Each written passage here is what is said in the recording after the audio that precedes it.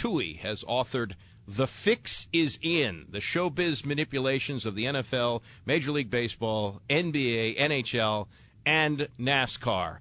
I think you got a true believer here in Steve Zabin, Brian. He's willing to listen to just about anything you have to say. That's good to have a fan on my side. Yeah. Brian, nice book, by the way, and congratulations on writing what needs to be written. And I think you and I could probably agree that maybe one of the more frustrating misconceptions or misnomers about people like you and I is that we are so-called conspiracy theorists. I've always said there doesn't need to be a true conspiracy where there is emails, letters, phone calls, and elaborate schemes. There are just certain things that certain leagues like to see happen with certain teams, and people know it, and they tend to happen more often than not.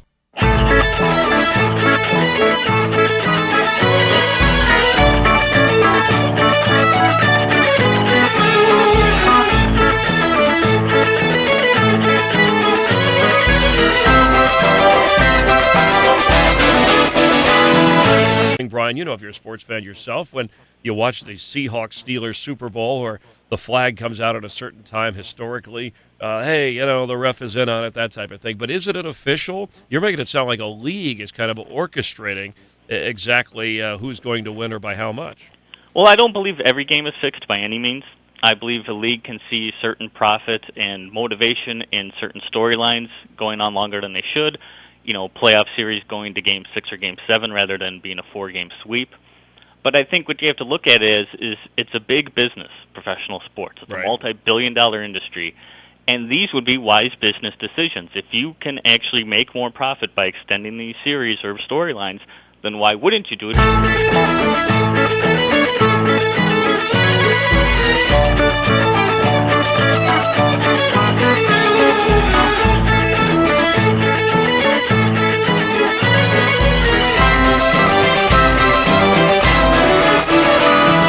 I think the only people years ago, and I believe I'll even buy it because everybody thought football games were fixed.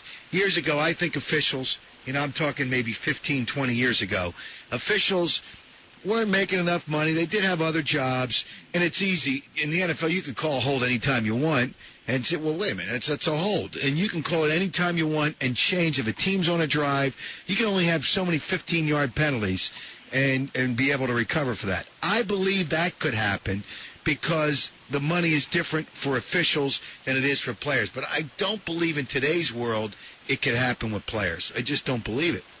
Now, again, players 20 years ago, they weren't making enough money, and they could do it. And I believe that we know college players did it as, I guess, in basketball and football, as within the last 10 years. Last couple of years, yeah, the University of Toledo. Yeah. Player-wise, no players ever even talked about any type of games fixing, games being manipulated, with the exception of what the Patriots did a few years ago. It's never even been discussed around the league. But why would they discuss it? Why would you openly discuss if you were involved in fixing a game? I mean, we know for a fact that mafia and organized crime guys have fixed football games in the past. Yeah, that was wasn't that a long time ago, though, Brian? No, I think it's still occurring to this day. Do either one of you believe that NBA teams have tanked the games at the end of the season to get a better draft pick? 1,000% yes. And do you think that the lottery has had anything to do in dissuading teams from doing that? No. Okay. Not at all. No, because, Andy, as I've tried to say, 5 ping-pong balls is still better than 1 ping-pong ball. And if you're going to be in the ping-pong ball business, you might as well get as many as you can. Well, if they are tanking the games, who then is telling the players to lose? The owner. Okay, and if the owner can say, hey, this game is unimportant, can't they then say, well, maybe any game is unimportant? And so the call. Do you believe that the call still exists, or are you mainly quoting history? I believe it's still very possible that it could exist. I look at something like the Pepsi 400, I believe, that Dale Earnhardt Jr. won right after his father died in that crash there. It seemed to be a pretty Hollywood-type race and a Hollywood ending that seemed almost too good to be true considering the circumstances that surrounded it all. If there was such a thing in the past, and again, I haven't heard of it lately. I know we have conspiracy theorists among the fans. If there was such a thing, wouldn't they have Dale Earnhardt Jr. winning right now, the most popular driver? And certainly to boost TV ratings, wouldn't they have made that arrangement? Do they need him to win if he's already the most popular driver? I mean, if he's already on top, why do you need him to win?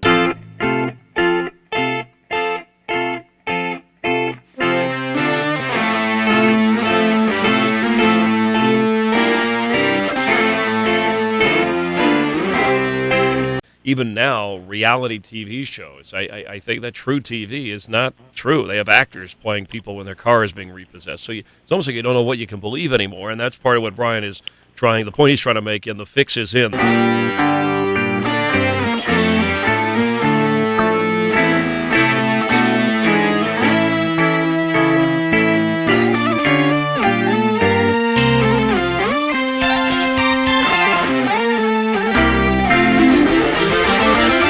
That's the way the NFL could do it. They could do it with their referees. They could say, look, maybe they don't want to even influence the game, but they want the game to be exciting into the fourth quarter. So, make certain calls, don't make certain calls, do what you have to do. And it's something that I think fans see every week and don't even realize, because you've heard, I'm sure, numerous times the announcers say, boy, they're really letting them play out there.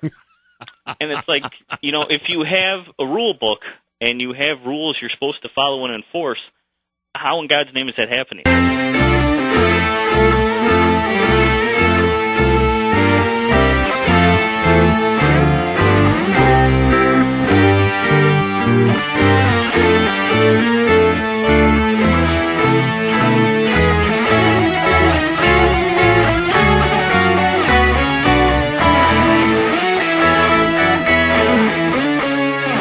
I think one of the interesting things that happened quite recently that didn't make the book, that kind of helps prove my point, in my opinion, is there was a Jets fan that sued the New England Patriots over the whole Spygate incident. Right. And within that result, it went to a U.S. appeals court, and in that case, the NFL argued in court that if fans knew that the Patriots are cheating, which in fact saying if the fans knew that the game was rigged, they would still line up and buy tickets. And that's one thing that fans should really stop and contemplate. If the league's saying, if the game's fixed, we know you guys are still going to show up and pay money to see these games because it is entertainment. And then the second thing is the judge who threw the case out said, you know what, your ticket, when you buy a ticket for an NFL game, all it gives you the right is to see a football game. It doesn't mean it has to follow any rules. Doesn't mean it could be fixed or not. It doesn't matter. Your ticket only allows you to see a football game, and that's what you get. So I think those are two things, and it's not illegal if a league wants to fix its own game because it is an entertainment industry, and because if they did the things, for example, through the referees who were paid employees of the league, there's no bribery involved, there's no laws being broken. So I think it's something fans really need to be vigilant about.